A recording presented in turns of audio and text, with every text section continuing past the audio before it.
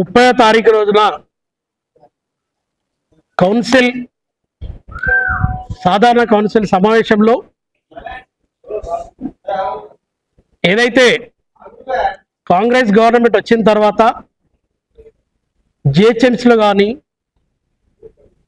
Municipal ఎక్కడ సాధారణ municipal హాలల్లో council సమావేశాల్లో పత్రికా మిత్రులకు ఆహ్వానం ఉంది, ఎలక్ట్రానిక్ మీడియాకు ఆహ్వానం ఉంది. కానీ సిద్దిపేటలో ఒక చీకటి ఒప్పందంగా జరుగుతూ ఉంది. ఒక బ్యానర్ వేసి మున్సిపల్ కౌన్సిల్లో బ్యానర్ వేసి ఎవరైతే నీళ్లు ఇప్పే శ్రీకాంత్ అనే అతను మున్సిపల్లో అవుట్ సోర్స్ ఉద్యోగం పనిచేస్తూ ఈరోజు గౌరవ మంజులా రాయనర్స్ గారి ఇంటిలో పనిచేస్తూ అవుట్ సోర్స్గా జీతం తీసుకుంటూ మున్సిపల్ ఆఫీస్లో జీతం తీసుకుంటూ తనను ఒక మీడియా వారధిగా పెట్టుకొని ఆయన ఒక్కరిని ఆహ్వానించి మున్సిపల్ కౌన్సిల్లో ఆయన ఒక్కరిని ఆహ్వానించి ఆయన ఫోటోలు తీసి ఆయనకు నచ్చిన విషయాలే ఆ ఫోటోలు పత్రికా మిత్రులకు తెలియజేస్తారు. మేమేమంటున్నామంటే గౌరవ ముఖ్యమంత్రి రేవంత్ రెడ్డి గారు జిహెచ్ఎంసీలో కానీ అసెంబ్లీలో కానీ మీడియా వాళ్లకు ఆహ్వానం ఉంది, పత్రికా మిత్రులకు కూడా ఆహ్వానం ఉంది.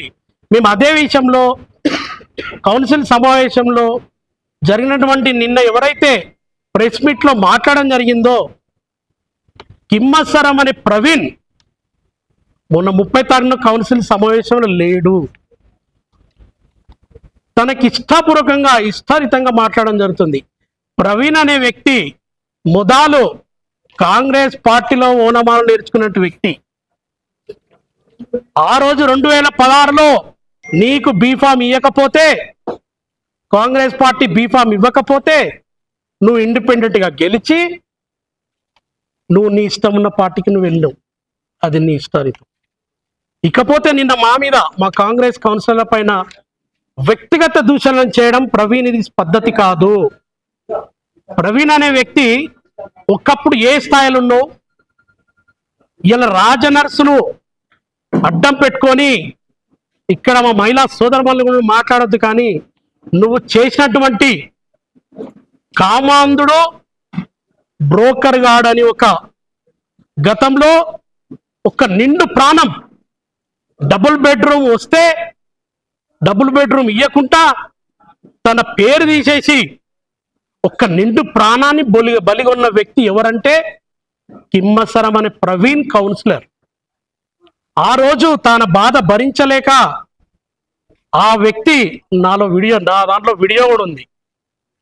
తను బాధ భరించలేక నాకు డబుల్ బెడ్రూమ్ వస్తే ఒక ఆటో కార్మికుడిని అని చెప్తే దాని మాట పెడచెవిన పెట్టి ఆత్మహత్య చేసుకోవడం జరిగింది. డబుల్ బెడ్రూమ్ లో వచ్చింది సార్. నాకు డబుల్ బెడ్రూమ్ వచ్చినాక ఫస్ట్ లిస్ట్ వచ్చింది, మళ్ళీ సెకండ్ లిస్ట్ లో వచ్చింది. తర్వాత మళ్ళీ రాకుండా మా మున్సిపల్ ఆఫీసర్ ఫోన్ వచ్చింది సార్. నాకు ఫోన్ వచ్చినా సరే మళ్ళీ ఫోన్ వచ్చింది. మళ్ళీ తర్వాత ఎందుకు మరి ఏంది నిజమా ప్రభుత్వం అని చెప్పి మళ్ళీ మధ్యాహ్నం 12 గంటలకి మన మున్సిపల్ ఆఫీస్ నాకు ఊరు ఫోన్ చేశారు.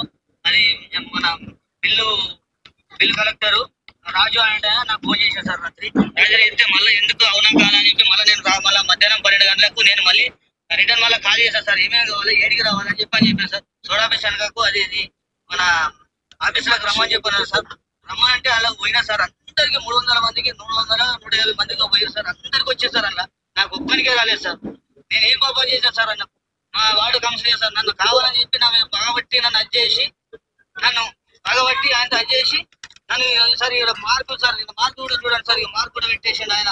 పుత్ర పోయాడు నిన్న పుత్ర పోయాడు కావాలని చెప్పి లేదు సార్. ఇది మార్పు నాకు అనవసరంగా లలిత అనేది చిరసారం అనేది నా భార్య సార్. నేను రమేష్ సార్, నేను అటు తీసుకుపోతున్నా సార్. నాకు 2 సార్లు ఆపరేషన్ సార్, ఒక చేయి సార్. నా పరిస్థితి బాగాలేదు సార్.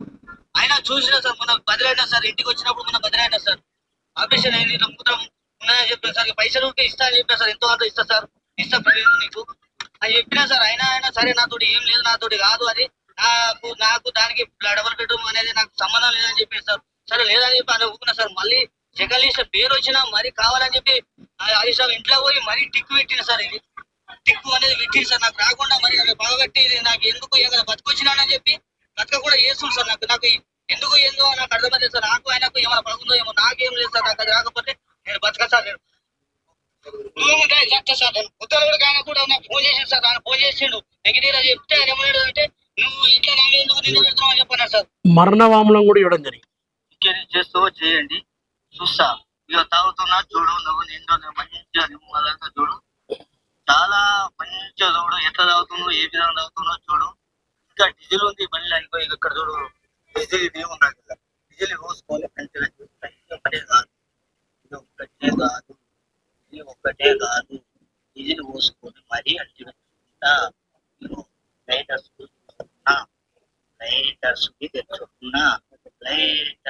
తెచ్చుకున్నా ఒకదాంతో రావని. ఎందుకంటే నేను మొండి కట్టము, నేను ఉండేవాడిని, కానీ ఇవాళ రావడానికి కారణం ఉంది.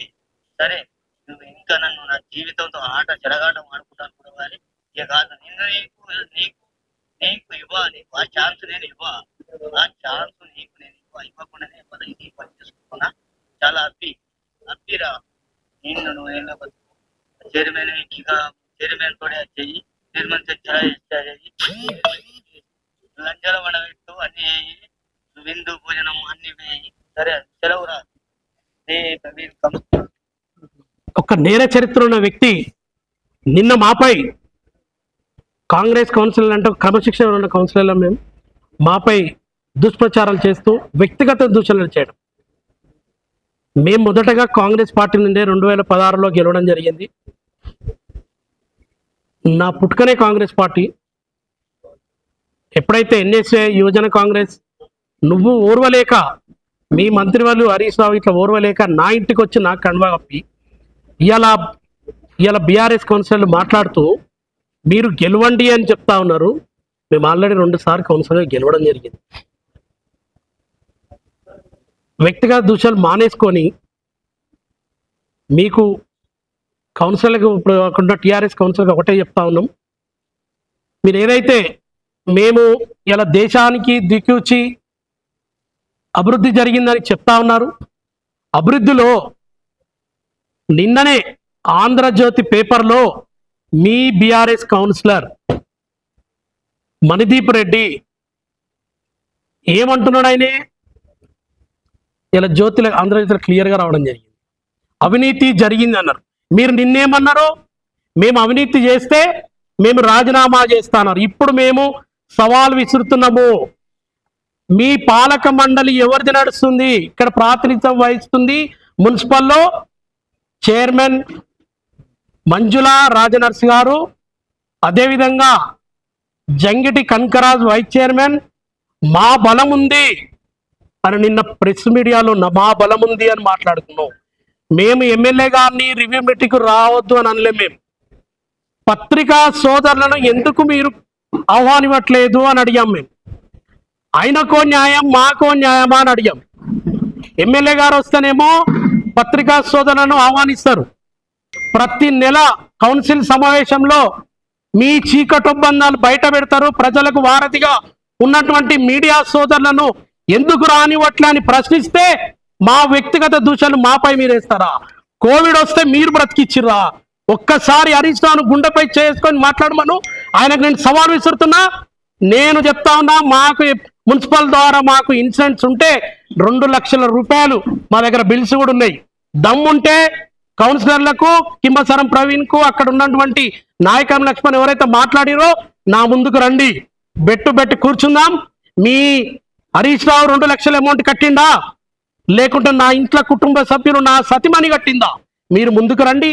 ఏమన్నంటే కోవిడ్ సమయంలో కాపాడమని చెప్తారు. కోవిడ్ సమయంలో మాకు ఏదైతే మున్సిపల్ ఆఫీస్లో మాకు ఇన్సూరెన్స్ ఉంటే స్టార్ ఇన్సూరెన్స్ ద్వారా మాకు వచ్చింది కేవలం 50,000 రూపాయలు మాత్రమే. ఇదొక్కటి గుర్తుపెట్టుకోండి. కింబసరం ప్రవీణ్, నువ్వు చేసినటువంటి అరాచకాలు చాలా ఉన్నాయి. నీ ఫామ్ హౌస్ చరిత్ర, నువ్వు చేసినటువంటి ఇక అది మా నోటికి రావట్లే నీకు చెప్పాలంటే. ఆల్రెడీ ఇప్పుడు వీడియో ద్వారా చూపించినాం. సిగ్గుపోతుంది నీకు చెప్పుకుంటే. ఎంత దారుణంగా మాట్లాడుతావు నువ్వు. మేము నిన్న సాధారణంగా ఒక పద్ధతిగా ఒక కౌన్సిలర్లో మనం ఒక పద్ధతిగా మహిళా కౌన్సిలర్ తీసుకువెళ్ళి మేము కలెక్టర్ గారికి ఏవో వినతి పత్రం ఇస్తే మీరు వ్యక్తిగత దూషణలు చేస్తారా? మీకు దమ్ముంటే మీ హరీష్ రావు కావచ్చు, మీ చైర్మన్ కావచ్చు, మీరు డైరెక్ట్ రండి, బెట్టు కూర్చుందామా? ఏం అభివృద్ధి జరిగింది కూర్చుందామా? అభివృద్ధిలో 37వ వార్డు కనబడలేదా? ఆ రోజు 24 డబుల్ బెడ్రూమ్లు ఇచ్చినటువంటి వ్యక్తులు మీరు. నీకొక్కరికి నువ్వు రాజనర్సు కాళ్ళు వస్తావు కాబట్టి నీకొక్కరికి 100 డబుల్ బెడ్రూమ్ వస్తే సరిపోతుందా? నీకొక్కరికి ఆఫీసులలో ఉద్యోగాలు పెట్టిస్తే సరిపోతుందా? 43 మంది కౌన్సిలర్లు ఉంటే నీ ఒక్కరికి వస్తే సరిపోతుందా? ఎవరైతే భజన మండలి టీం ఉందో ఆ భజన మండలి టీంకే న్యాయం జరిగితే సరిపోతుందా? ఆలోచన చేయాలి, గమనించాలి, మాట్లాడే ముందు ఆలోచన చేయాలి. ఇలా దేశానికి దిక్కిచ్చి అని మాట్లాడుతూ ఉన్నారు. ఎక్కడ జరిగిందంటే దేశానికి దిక్కిచ్చిగా ఒక గృహలక్ష్మి హౌసింగ్ లోన్ వచ్చిందా? ఎవరికన్నా ఇచ్చిర్రా? దళితునికి 3 ఎకరాలు అని చెప్పి దళితునికి ఎక్కడన్నా యావత్ తెలంగాణ దళితులు 3 ఎకరాలు ఎవరికన్నా ఒక్కరికన్నా ఇచ్చిర్రా? దళిత బంధు విషయాలకు వస్తే కేవలం ఆ రోజు ఈటల రాజేందర్ గారు ఓడగొట్టాలని చెప్పేసి కేవలం ఒక 2,000 కోట్ల రూపాయలు ఒక 2,000 మంది కుటుంబాలకే మీరు ఇచ్చినట్టు ఘనత మీవి. దళిత బంధులో మోసం, దళిత 3 ఎకరాలు ఇస్తాని మోసం, గృహలక్ష్మి మోసం, ప్రతి ఇంటి కుటుంబానికి ఉద్యోగం అని మోసం, ప్రతి విషయాల్లో మోసం చేసినటువంటి ఘనత ఎవరిదంటే కేసీఆర్ ప్రభుత్వంది, హరీష్ రావు గారు దాన్ని సభాముఖంగా చెప్తాను. ఇప్పటికైనా మీ కౌన్సిలర్ని నేను హెచ్చరిస్తా ఉన్నాను. టీఆర్ఎస్ కౌన్సిలర్ నేను ఒకటే విజ్ఞప్తి చేస్తా ఉన్నాను, మీ విజ్ఞానతకే వదిలేస్తున్నాము. ఒక పద్ధతిగా, ఒక క్రమశిక్షణగా, ఒక సబ్జెక్ట్ వైజ్ గా పోవాలి తప్ప కానీ వ్యక్తిగతను దూషిస్తే, మేము కూడా వ్యక్తిగత దూషణ చేస్తే మీరు తట్టుకోలేరు. ప్రతి ఒక్కరి చరిత్ర విప్పడానికి మేము సిద్ధంగా ఉన్నాము. మీరేం చేసిరు? ప్రతి ఒక్క కౌన్సిలర్ చరిత్ర మా దగ్గర ఉంది. కానీ ఇప్పుడు కేవలం ఒక ప్రవీణ్ గురించే మాట్లాడతాం. ప్రవీణ్ ఇప్పటికైనా నోరు జాగ్రత్త. నువ్వు అలాగే మాట్లాడితే ఊపుకునే ప్రసక్తి లేదు. మేము కూడా బెట్టు దిగుతాం. మేమైనా తప్పు చేస్తే ఎదురుగా రా. మేము ఆల్రెడీ లైవ్ లో చూపించినాం, వీడియోలలో లైవ్ లో చూపించినాం నువ్వు చేసిన అరచకాలు. ఇక్కడైనా మానుకోవాలని చెప్పేసి హెచ్చరిస్తా ఉన్నాం. ఇకపోతే మా కాంగ్రెస్ ప్రభుత్వం చేస్తున్నటువంటి సన్నబియ్యం కావచ్చు, అదేవిధంగా ఇందిరం ఇల్లు కావచ్చు, ఇకపోతే గృహజ్యోతి కావచ్చు, ప్రతి విషయాల్లో మేము ముందుంటే మీరు ఓర్వలేక ఈరోజు మాట్లాడుతూ ఉన్నారు. ఖబర్దార్ అని చెప్తున్నా హరీష్ రావు గారికి, ఇలాంటి వాళ్ళను మాపై దూషణ చేయకు అని చెప్పి సభకు తెలియజేస్తూ జై కాంగ్రెస్, జై రేవంత్ అన్న, జై కాంగ్రెస్. మిత్రులకు నమస్కారం. ముందుగా మేము నిన్న ఉదయం అంటే మొన్న కౌన్సిల్ మీటింగ్ జనరల్ సాధారణ సమావేశం జరిగిన తర్వాత అక్కడ జరిగిన పరిణామాలని వివరిస్తూ కలెక్టర్ గారికి ఒక మెమరాండం ఇవ్వడం జరిగింది. ఆ మెమరాండం ఇచ్చినప్పుడు ప్రెస్ మీడియా మిత్రులతో, ఎలక్ట్రానిక్ మీడియా మిత్రులతోటి కొన్ని మేము ఎవరి వ్యక్తిగతంగా ఎవరి గురించి మాట్లాడలేదు. మేము చెప్పింది ఏంటంటే మొదటిగా మీరందరి మా మిత్రులు ఎలక్ట్రానిక్ అండ్ ప్రెస్ మీడియా అని మొదటి 6 నెలలు మాకు ఇప్పుడు 4 years అయింది మా కౌన్సిల్ పీరియడ్. మొదటి 6 నెలలు కౌన్సిల్ మీటింగ్లో ఎలక్ట్రానిక్ అండ్ ప్రెస్ మీడియా వచ్చిందా లేదా? వచ్చింది. వస్తే తర్వాత ఎందుకు మానేసిండ్రు? 2వ అంశం అడిగినాం.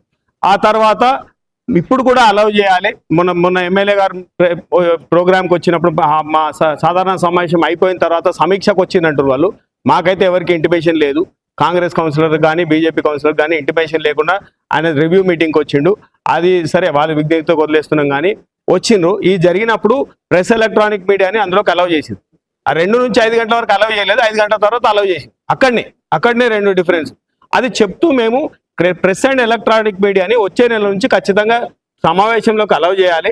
ఎందుకు అలౌ చేయాలంటే ఎవరు ఇప్పుడు ఒక మహిళా కౌన్సిలర్ మాట్లాడుతుంటే వెకిల్ చేష్టలు చేస్తున్నారు వెనుక నుండి, అది రికార్డ్ కావాలి. ఎవరు ఏం చేస్తున్నారు, ప్రజల కోసం ఎవరు కొట్లాడుతున్నారు, వీళ్ళు ఏం చేస్తున్నారు ప్రజల కోసం. తను ఇప్పుడు సాకి బాలలక్ష్మి గారు లేచి మాట్లాడి వార్డు సమస్యలు అడుగుతూ ఉంటే పక్క నుంచి వెకిల్ చేష్టలు చేస్తూ ఉంటే ఆమె మాట్లాడలేకపోతుంది. ఇది ప్రతి సంవత్సరం ప్రతి సాధారణ సమావేశంలో రన్నింగ్ కామెంటరీ అనేది కంటిన్యూస్గా జరుగుతుంది. కాబట్టి ఎలక్ట్రానిక్ ప్రెస్ మీడియా ఉండాలి అని మేము కోరినాం. అంతకంటే మేము ఏం అడగలేదు, ఎవరిని దూషించలేదు.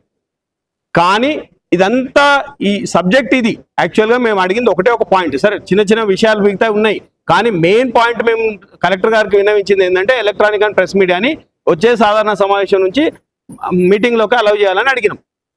ఇందులో తప్పేముందైతే మాకైతే ఏం కనిపిస్తలేదు. మీడియా మిత్రులు మీరే చెప్పాలి. సో దీన్ని సాయంత్రం కల్లా వీళ్ళు చదివి విన్నరో వినలేదో మాకు తెలియదు. మేము అడిగింది ఇది. వాళ్ళు అక్కడ కూర్చొని మాట్లాడిన వాళ్ళు వ్యక్తిగత దూషణ. ఇప్పుడు ఆనంద్ గారు చెప్పిండ్రు ఏంటిది, ఎట్లా మాట్లాడిండ్రు, ఏం మాట్లాడిండ్రు. నెక్స్ట్ నా విషయానికి వస్తే ప్రతి సందర్భంలో ఈ సంవత్సరన్నర కాలంలో ఎక్కడ అవకాశం దొరికితే వాళ్ళు ఏదో ఆనంద్కైతే ఏదో కోవిడ్ టైంలో ఆయనను కాపాడినట్టు డబ్బులు పెట్టినట్టు. నా విషయానికి వస్తే నాకు స్ట్రోక్ వచ్చినప్పుడు ఏదో డబ్బులు పెట్టినట్టు నన్ను ఏదో కాపాడినట్టు చెప్తున్నారు. ఇప్పుడు నేను చెప్తున్నాను, నాకు 4/10/2022 రోజు నాకు హార్ట్ అటాక్ వచ్చింది. ఇది నేను ఇది శాంపుల్ ప్రూఫ్గా చూపిస్తున్నా. ఇది discharge sheet summary, original discharge summary, ఇది స్టాంప్డ్ అండ్ సైన్డ్ బై ఎక్కడైతే నేను హాస్పిటల్కి వెళ్ళినా అక్కడ. ఈ 4th రోజు నేను అడ్మిట్ అయితే ఆ 4th రోజు నేను బిల్ పే చేసిన. అదే రోజు నేను బెడ్ మీద ఉన్నా, మా చిన్నాన్న బెడ్ పైన ఉంటే ₹1,00,000 అప్పుడే అమౌంట్ పే చేసిండు.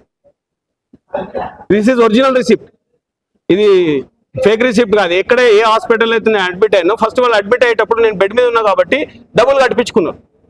ఇది దాని తర్వాత 6th రోజు నేను డిశ్చార్జ్ అయినా. 3 రోజులు ఉన్న హాస్పిటల్లో 4th, 5th, 6th 6th రోజు నేను డిశ్చార్జ్ అయినా. 6th రోజు డిశ్చార్జ్ అయితే నేను కంప్లీట్గా నా దగ్గర అన్ని బిల్స్ ఉన్నాయి. ఈవెన్ మెడికల్ బిల్స్ కూడా ఉన్నాయి. అన్ని టోటల్ బిల్స్ అన్ని ఒరిజినల్స్, జిరాక్సులు, దొంగతనాలు చేయాలి అలవాటు మాకు లేదు. ఈ ఒరిజినల్ బిల్స్ అని స్టాంప్ కనిపిస్తుంది కదా, మెడికల్ షాప్లో బిల్స్తో సహా మొత్తం కట్టినాము. ఈ కట్టిన బిల్స్ మీకు చూపిస్తున్నా.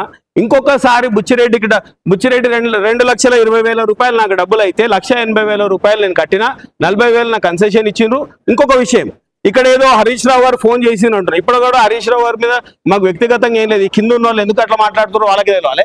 ఇక్కడ పాయింట్ ఉంటుందండి, ఎవరు నన్ను అడ్మిట్ చేసిందని. ఒక డాక్టర్ నన్ను తీసుకెళ్లి అడ్మిట్ చేసి, నా దగ్గర మిత్రుడు నాకు ఫస్ట్ నేను కార్లో పడుకుంటే నన్ను అడిగితే నేను మా డాక్టర్ సాబ్కి ఫోన్ చేయమన్నా, మా మిస్సెస్కి.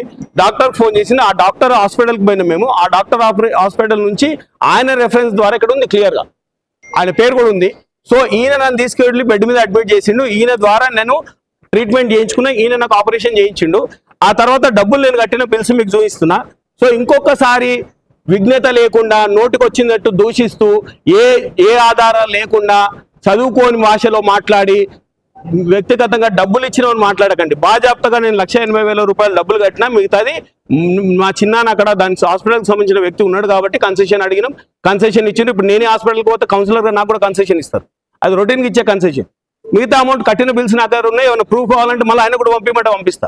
కాబట్టి ఇలాంటిది ఇంకొకసారి చేస్తే వ్యక్తిగతంగా డిఫమేషన్ సూట్ నీ మీద వేయాల్సి వస్తుందని ఆయనకు హెచ్చరిస్తున్నా. తమ్ముడు చిన్నోనివి, రెండోసారి కౌన్సిలర్ కాగానే చాలా పెద్దోడు అయిపోయింది అనుకుంటున్నాడు.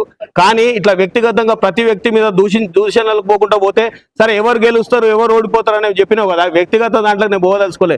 కాలం నిర్ణయిస్తుంది ఎవరు గెలుస్తారు ఎవరు ఓడిపోతారు అనేది. ఏదో నేను ఇప్పుడు ఇంకో పాయింట్, ఇది వ్యక్తిగతంగా ఇంకోసారి ఆయన హెచ్చరిస్తున్నా.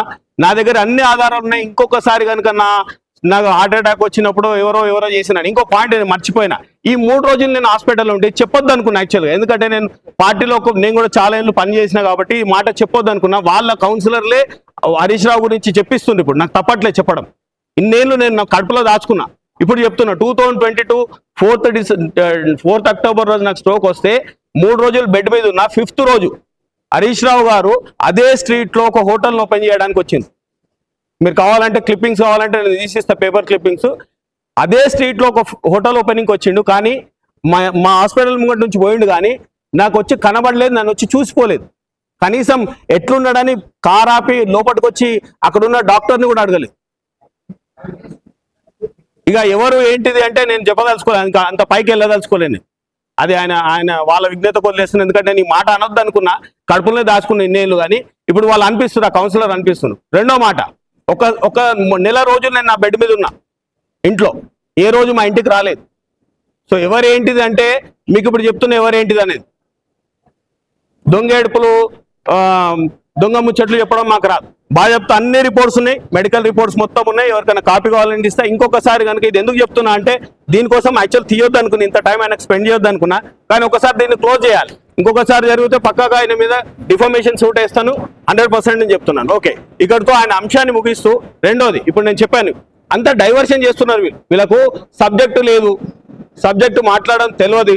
డైవర్షన్ ఒక్కటి చేయొచ్చు, నోటి దూషణలు మాట్లాడొస్తుంది. మేము మాట్లాడింది ఏంది, మీరు అడిగింది. మేము ఎలక్ట్రానిక్ మీడియాని అలౌ చేస్తారా లేరా? రెండో ప్రశ్న, మిమ్మల్ని ఫండ్స్ తేమన్నారు. మేము ఎందుకు ఫండ్స్ తేవాలి? మీ ఎమ్మెల్యే గారు ఉన్నారు, మీకు ఆ పాలక మండలి ఉంది, తేవాలి అని అన్నాం. మళ్ళీ నిన్న ప్రెస్ మీట్ పెట్టి మళ్ళీ చెప్తారు మీరు మాతోటి పోరాటం, మీతో మేము ఎందుకు పోరాటం చేస్తామండి? మీకు చేత కాకపోతే దిగిపోండి, మేము తీసుకొస్తామంటున్నాం. మీతో మేము అధికార పక్షంలో ఉన్నాం, మేము పోరాటం ఎందుకు చేస్తాం? మీకు చేత కాకపోతే దిగిపోండి, తెల్లారి మేము ప్రిపేర్ అవుతాం, డబ్బులు తెస్తాం. డబ్బుల విషయం కూడా ఇంకోటి చెప్తున్నా, మా హరికృష్ణ గారు మేము పార్టీలో జాయిన్ కాకుండా డబ్బుల విషయం కూడా చెప్తున్నాం. తెచ్చిన డబ్బులు ఏం చేశారు వీళ్ళు? మా హరికృష్ణ గారు కష్టపడి సిద్దిపేట పట్టణానికి డబ్బులు తీసుకొచ్చింది. So I think if I'm not wrong 1.5 కోటిన్నరనో 2 కోట్ల డబ్బులు, ఎగ్జాక్ట్ నాకు ఫిగర్ తెలియదు. మేము పార్టీలో జాయిన్ కాకుండా ఆ డబ్బులు వచ్చినాయి. వేరియస్ వార్డ్స్కి టెండర్స్ వేసిండు. మరి మీరు ఫాలో అప్ చేసుకొని, మీ కౌన్సిల్ ఫాలో అప్ చేసుకొని ఇప్పుడు అది గ్రౌండ్ అయిందా? సిసి రోడ్ వర్క్ అయిందా? అంటే మీరు ఏం చేస్తున్నారు పాలక మండలి? ఇప్పటి కూడా ఆ డబ్బులు ల్యాబ్స్ కాకుండా మేము కాపాడినాం. వర్క్ అండర్ ప్రోగ్రెస్ స్టేటస్ లో పెట్టించింది మేము, ఫాలో అప్ చేసి. ఆ డబ్బులు లేకపోతే ల్యాబ్స్ అయిపోయేది. అంటే మీరు ఎంత అజాగ్రత్తగా ఉన్నారు. తెచ్చిన డబ్బులకే దిక్కులేదు. ఆయన కష్టపడి, మా హరికృష్ణ గారు కష్టపడి ఫండ్స్ తెస్తే ఆ తెచ్చిన ఫండ్స్ 1.5 సంవత్సరం అయిందండి. ఇప్పటి వరకు దాన్ని గ్రౌండ్ కాలే, వర్క్ చేయిస్తలేరు.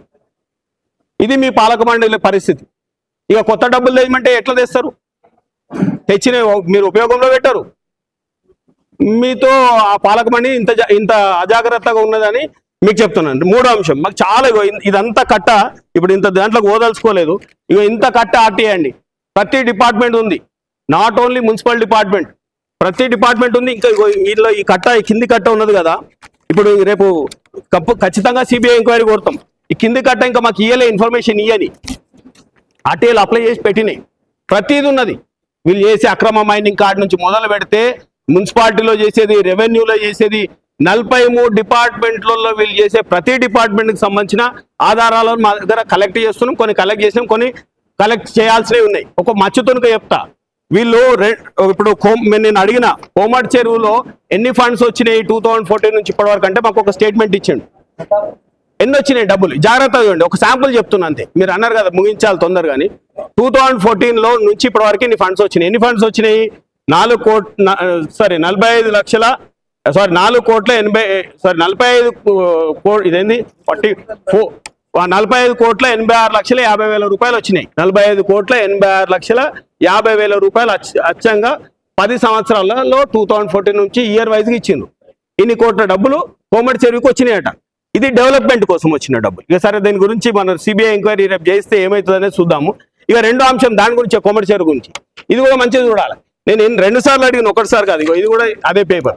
2 సార్లు ఏమడిగినా అంటే, ఈ కోమటి చెరువు మీద ఇన్ని డబ్బులు ఖర్చు పెట్టారు కదా, 45 కోట్ల రూపాయలు ఖర్చు పెట్టారు కదా, 45,86,00,000 రూపాయలు డబ్బులు ఖర్చు పెడితే, మరి మా సారు, మన మాజీ సారు ప్రజెంట్ ఎమ్మెల్యే గారు ఊకంటాడు ఏమని, నల్గొండ నుంచి వస్తున్నాయి బస్సులు, హైదరాబాద్కైనా వస్తున్నాయి, అమెరికాకైనా వస్తున్నాయి, ఇక్కడ వచ్చి చూసిపోతున్నారు, బస్సులు మొత్తం డబ్బు రెవెన్యూ ఇన్కమ్ వస్తుంది అన్నారు. వీళ్ళు రెవెన్యూ ఎంత వస్తుందని అడిగితే 2 సార్లు ఇచ్చింది ఏంటంటే, మీకు చదివి వినిపిస్తా, కోమటి చెరువుకు సంబంధించిన రెవెన్యూ వివరాలు ఇంజనీరింగ్ విభాగం నందు సమాచారం లేదు. అసలు వాళ్ళ దగ్గర సమాచారమే లేదు. మరి డబ్బులు ఎడిపోతున్నాయి. 10 సంవత్సరాలలో ఇన్ని బస్సులు వచ్చినాయి, ఇంత వ్యవస్థ వచ్చింది, ఇంతమంది వచ్చారు, ఇన్ని టికెట్లు కట్ అయినాయి, రిసిప్ట్లు కట్ అయినాయి, పార్కింగ్ ఉంది, లోపల ఇన్కమ్ వచ్చింది. వాళ్ళని అడిగితే వాళ్ళు మున్సిపల్ స్టాంప్, ఇది ఆర్టీఐలో తీసుకున్నది, 2 సార్లు తీసుకుని ఒకసారి కాదు. వాళ్ళు చెప్పే సమాచారం ఏంటంటే వాళ్ళ దగ్గర సమాచారం లేదట. మీకు ప్రెస్ వాళ్ళకు, మీడియా వాళ్ళకి మేము ఇస్తే కాపీ. ఇది అంటే ఎక్కడికి పోతుంది అంటే, ఈ డబ్బులు ఎక్కడికి పోతున్నాయి? సో అందుకని నేను ఏమంటున్నానంటే, ప్రతి ఇది కోమటి చెరువు, ఇలా ప్రతి విభాగం 43 విభాగాలకు సంబంధించిన సమాచారం కలెక్ట్ చేస్తున్నాం. అదే పనిలో ఉన్నాం. ఇగో 11 ఇది ఒక యూజీడీ, మనకు సిద్దిపేటలో ప్రతిష్టాత్మకమైన యూజీడీ పనులు.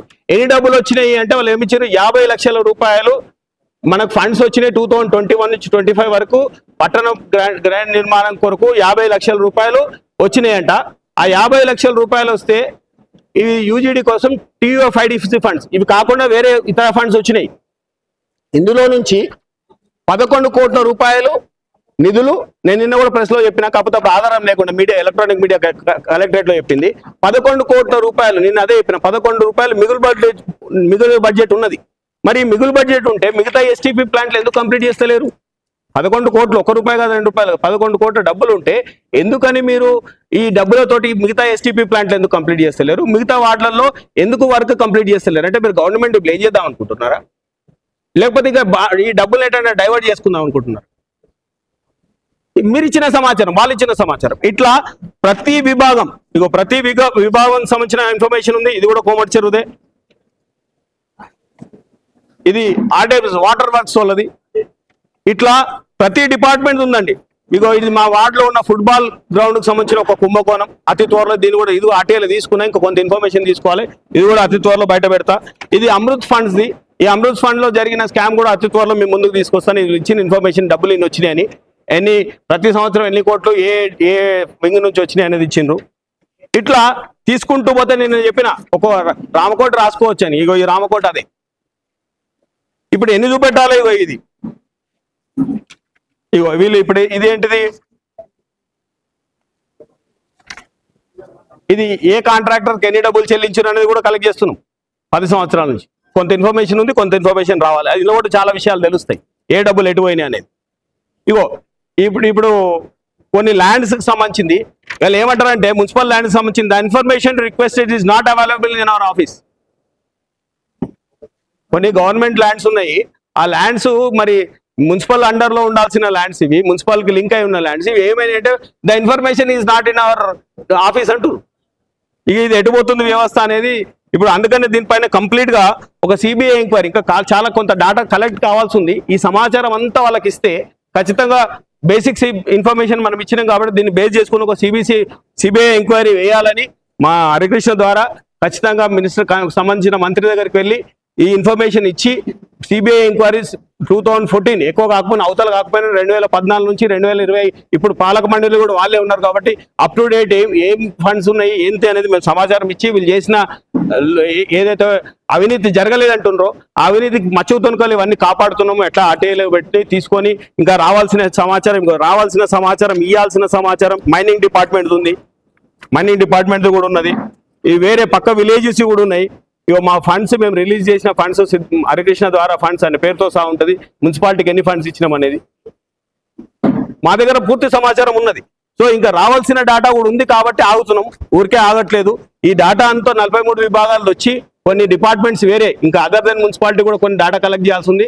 అప్పుడు ఆ తర్వాత ఈ 2014 నుంచి సిద్దిపేట మున్సిపాలిటీ పైన వీళ్ళు చేస్తున్న అవినీతి గురించి ఇప్పుడు శాంపుల్స్ మీకు చదివినిపించిన ఒక సిబిఐ ఎంక్వైరీ జరిగితే ఖచ్చితంగా అన్ని 43 డిపార్ట్మెంట్ ఈ వీళ్ళ శాఖలలో ఈ మున్సిపల్ శాఖలో ఎన్ని వింగ్స్ ఉన్నాయి అన్ని వింగ్స్ సంబంధించిన డేటా కూడా అన్ని తప్పులే జరిగినాయి, అంతా అవినీతి జరిగింది అనడానికి కొన్ని మచ్చితునుకలు ఇవి. ఇంకా మచ్చితునుకలు మిగతాయి కూడా వచ్చిన తర్వాత ఖచ్చితంగా సిబిఐ ఎంక్వైరీ కోసము మేము గవర్నమెంట్ పైన ఒత్తిడి పెడతాము. మా ఇన్ఛార్జ్ ద్వారా ఒత్తిడి పెట్టి ఖచ్చితంగా దీన్ని సాధిస్తాము, సిబిఐ ఎంక్వైరీ వేసేటట్టు చూస్తామని మీకు తెలియజేస్తున్నాం. ఇంకొక ఫైనల్ మాట ఏంటంటే నిన్న వాళ్ళు చెప్తూ ఖచ్చితంగా మీరు అవినీతిని నిరూపించండి, మేము మా చైర్మన్ ద్వారా రాజీనామా చేయిస్తామన్నారు. అవినీతి మేము చెప్పుడు కాదు, ఈ అవినీతి మేము చెప్తాను. పేపర్కి వచ్చింది, పేపర్కి వస్తూ అడిషనల్ ఇంకో అక్కడ ఉన్న బీఆర్ఎస్ కౌన్సిలర్ ఏమంటుండంటే అవినీతి జరిగింది వీళ్ళపైన చర్యలు తీసుకోవాలంటుండు బీఆర్ఎస్ కౌన్సిలర్. మేము అంటలేం, ఈ రోజు పేపర్లో వచ్చింది ఆంధ్రజ్యోతిలో. సో ఇప్పుడు మీరు ఏం చెప్తారు? మరి మీరు రాజీనామా చేయిస్తారా? మీ చైర్మన్ గారితో రాజీనామా చేయిస్తారా? మీకు అంత ధైర్యం ఉన్నదా? రాజీనామా చేయించే ధైర్యం ఉన్నదా? ఊరికే నోరుంది కదా, మాకు మా స్థాయికి తగ్గట్టుకు మాట్లాడాలి. ఏదైతే నిన్న బీఆర్ఎస్ కౌన్సిలర్ చేసినటువంటి ప్రెస్ మీట్ కి వాళ్ళు చేసిన అవినీతికి ఇవాళ ఆంధ్రజ్యోతి పేపర్కి వచ్చింది. నేను సభకు ఒకటే అడుగుతున్నా, మీరు చేసిన అవినీతి ఇవాళ మీరు పేపర్కి వచ్చింది. మీరే కౌన్సిలర్ పోయి మీ చైర్మన్ ద్వారా రాజీనామా ఎప్పుడు చేపిస్తారు? మీరు మళ్ళీ మీ చైర్మన్ ఏ విధంగా గెలిచిండు? మీ అధికార బలంతో గెలిచిండు. మీరు అక్కడ పోలీస్ సహకారంతో అందరి ఒత్తిడి చేసి మీరు గెలిచినటువంటి ఘనత మీది. కానీ మేము ప్రజలు ఆశీర్వాదంతో ప్రజల ప్రేమాభ్యాయంతో మేము గెలిచి ముందుకు వచ్చిన వాళ్ళం. మీ లెక్క దౌర్జన్యం చేసి వాళ్ళ భయప్రాంతాలు చేసి గెలిచి వచ్చిన కౌన్సిలర్ కాదు మేము. మీరు ఈరోజు అధికారంలో పోయినా కూడా ఇంకా మీరు ఏమనుకుంటారంటే ఇంకా మాదే నడుస్తునుకుంటారు. కానీ ప్రజలు చైతన్యవంతులు, ప్రజలు అన్ని గమనిస్తారు. ఇంకా రాబోయే రోజుల్లో మీకు మున్సిపల్లో అడుగుపెట్ట కూడా ప్రజలు తిరిపిస్తారని చెప్పి ఈ సభాముఖంగా చెప్పడం జరుగుతుంది.